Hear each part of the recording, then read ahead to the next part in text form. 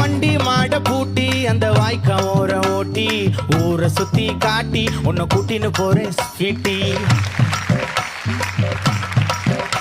நான் ரொம்ப கோபக்காரி, நீ சுத்துற ஒரு மாதிரி ஆடிக்காரி ஏறி நான் போக போறேன் சாரி.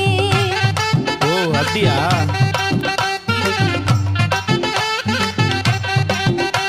நான் வைக்க மாட்டேன் தாடி, நீ வேணா எனக்கு போடி. இந்த மாமாவை தான் தேடி உன் தங்கச்சி வர ஓடி.